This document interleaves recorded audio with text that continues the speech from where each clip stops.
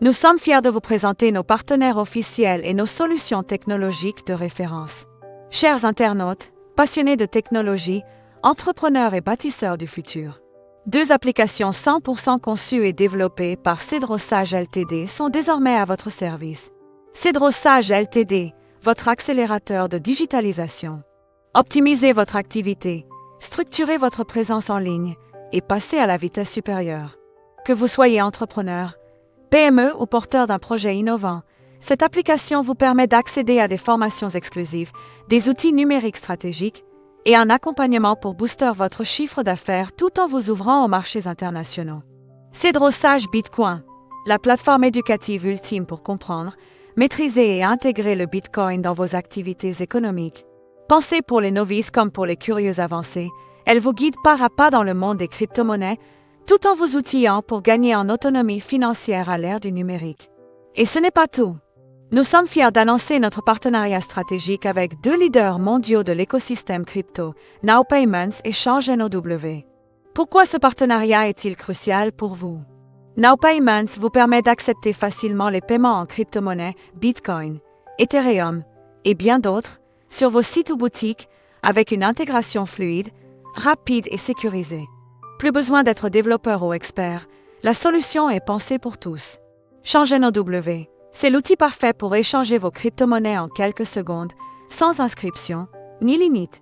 Transparent, rapide, fiable, il vous permet de gérer vos actifs numériques avec flexibilité et sécurité. Ensemble, Cedrosage Ltd, Now Payments et Change NOW vous offrent une porte d'entrée complète vers l'innovation, l'éducation et l'indépendance financière. Les liens pour télécharger nos applications sont disponibles en bio et en description de cette publication. N'attendez plus pour transformer votre avenir. Scannez, téléchargez, apprenez et passez à l'action. Merci à nos partenaires pour leur confiance continue. Alors bienvenue, aujourd'hui on fait une plongée dans le monde du Bitcoin. Oui, et on se base sur un document assez précis, Bitcoin, analyse, urgence, avenir. C'est ça. Et l'objectif, c'est vraiment de décrypter ce sentiment d'urgence que l'analyse met en avant. Pourquoi, selon eux, c'est si pressant de comprendre le Bitcoin? Avant de commencer, peut-être un rappel rapide. Bitcoin, 2008-2009, le fameux Satoshi Nakamoto. Exactement, la toute première crypto-monnaie décentralisée, conçue pour fonctionner sans banque, sans aucun intermédiaire central. Voilà, l'idée de base. Et aujourd'hui, c'est un acteur incontournable. On parle au 13 juillet 2025 d'une capitalisation boursière qui frôle les 2,35 billions de dollars US. Ah oui, quand même. Et un prix qui dépasse les 118 000 dollars.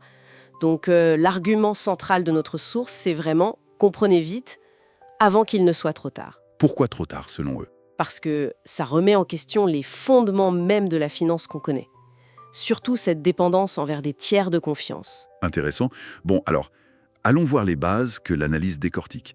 Premier point, la décentralisation, via la blockchain. C'est ça, un réseau pair à pair, personne ne contrôle tout, et ce fameux registre public, la blockchain, qui est sécurisé par la preuve de travail, le minage. Et les implications? L'analyse en dit quoi? Elles sont assez fortes. Le document cite la résistance à la censure. Il prend l'exemple du convoi de la liberté au Canada. Ah oui. Pour montrer quoi exactement? Pour illustrer comment, techniquement, des fonds ont pu être transférés malgré des tentatives de blocage institutionnel. Ça met en lumière l'idée d'autonomie financière. Et ça pose un défi direct au contrôle de l'État, j'imagine. C'est ce que l'analyse suggère. Mais attention, elle mentionne aussi, plus loin, que ce n'est pas si simple. Voilà, que cette même capacité de contournement soulève d'énormes questions réglementaires. Ce n'est pas présenté comme une solution miracle, sans inconvénient. D'accord, c'est une nuance importante. Bon, autre pilier mis en avant, la rareté. Et le côté déflationniste. Oui, le fameux plafond des 21 millions de bitcoins. Jamais plus. Et l'émission qui ralentit avec le temps via les halvings. Le dernier, c'était en avril 2024. C'est ça. La récompense pour les mineurs a été divisée par 2, passant à 3,125 PTC. D'où la comparaison fréquente avec l'or numérique. Et l'intérêt de cette rareté, selon le document, c'est présenté comme une protection potentielle contre l'inflation, contrairement aux monnaies fiduciaires que les banques centrales peuvent imprimer. Surtout dans un contexte de dette mondiale qui augmente. Exactement. Cette offre fixe est vue comme un refuge possible contre la dévaluation de la monnaie. C'est un argument fort du texte. Parlons un peu de la sécurité. L'analyse mentionne la cryptographie, le SHA-256. Oui, des algorithmes très robustes qui rendent la falsification des transactions quasiment impossible. Et cette idée d'absence de confiance nécessaire envers un intermédiaire, le protocole lui-même est décrit comme très solide. Mais, Il y a un mais. oui, et l'analyse insiste bien là-dessus. Il faut distinguer la sécurité du protocole Bitcoin de la sécurité des fonds de l'utilisateur. C'est-à-dire, les risques, ils sont du côté de l'utilisateur, hein. Le phishing, les arnaques, la mauvaise gestion de ses clés privées, c'est là que ça peut mal tourner. Donc la technologie est sûre, mais l'usage demande de la vigilance et des bonnes pratiques. Tout à fait. L'éducation de l'utilisateur est primordiale. Une erreur et hop, c'est irréversible. Ces risques coexistent pourtant avec une performance de marché assez folle, non? De presque rien à plus de 120 000 $. Oui, une trajectoire spectaculaire, mais avec une volatilité énorme. L'analyse rappelle les grosses chutes, moins 73% en 2018, moins 64% en 2022. Mais comment l'analyse explique cette volatilité? Les raisons classiques, l'offre et la demande, le sentiment du marché, la macroéconomie, les annonces réglementaires. Rien de très nouveau là-dessus alors. Si, ce qui est intéressant, c'est la prospective. L'analyse suggère que l'arrivée massive des institutionnels, qu'on observe maintenant, Oui. pourrait changer cette volatilité, la rendre peut-être moins erratique, plus liée aux cycles économiques normaux, une sorte de maturation du marché. D'accord. Mais le Bitcoin, ce n'est pas que de la spéculation. Le document parle aussi d'applications concrètes. Bien sûr, les paiements transfrontaliers par exemple, Oui. potentiellement plus rapides, moins chers que les systèmes traditionnels. L'inclusion financière aussi. Oui, pour les gens sans compte bancaire. Oui, l'accès à des services financiers de base sans passer par une banque. Et puis, il y a l'adoption par les entreprises. Comme actif de réserve, je pense à MicroStrategy. Exactement. MicroStrategy, Metaplanet sont cités. Et même, l'analyse mentionne des réflexions au niveau de certains États, comme les USA, sur une possible réserve stratégique en Bitcoin. Ça le met en concurrence directe avec l'or et les monnaies classiques. C'est la comparaison faite. Par rapport à l'or, il a la portabilité, la divisibilité numérique. Face aux monnaies fiduciaires, il oppose ce modèle décentralisé, déflationniste. Et ça crée des tensions? Notamment avec les banques centrales, clairement. Surtout avec l'émergence des monnaies numériques de banques centrales, les MNBC.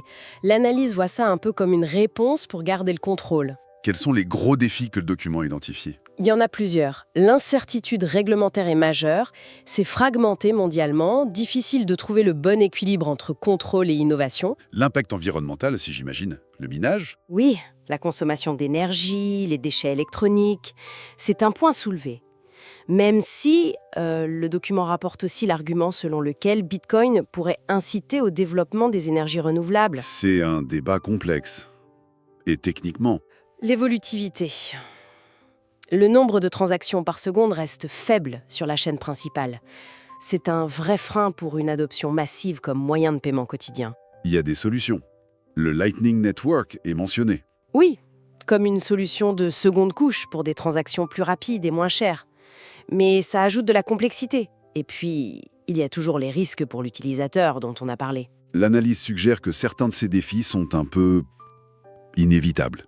Des compromis. Oui, elle explique que l'évolutivité limitée, par exemple, c'est un peu le prix à payer pour la sécurité et la décentralisation extrême choisie au départ.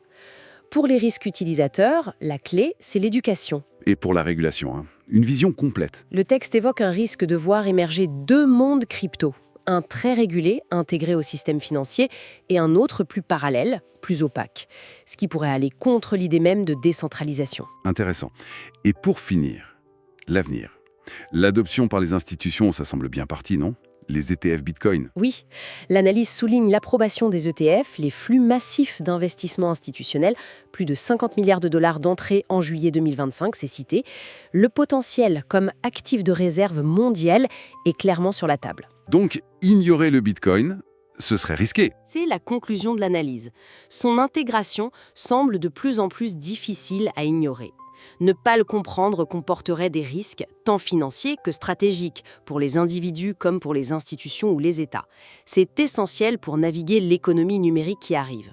En résumé, donc ce document nous dit, attention, le Bitcoin, ce n'est pas juste un ticket de loterie spéculatif, c'est un actif numérique avec des propriétés uniques, décentralisé, rare, sécurisé par son protocole. Exactement. Et son intégration croissance, que ce soit dans la finance ou même dans les réflexions stratégiques des États, rend urgent de vraiment saisir de quoi il retourne. Une compréhension qui dépasse la simple observation des prix. Tout à fait. Et pour laisser nos auditeurs avec une question ou une piste de réflexion qui prolonge un peu l'analyse. Je vous écoute. Si le Bitcoin continue vraiment sur cette trajectoire, s'il devient potentiellement un actif de réserve mondiale qui défie le contrôle monétaire traditionnel, comme le suggère cette source, quelles idées fondamentales sur ce qu'est l'argent, sur le rôle de l'État dans la monnaie, devront être profondément réexaminées dans les 10 prochaines années? Vaste question.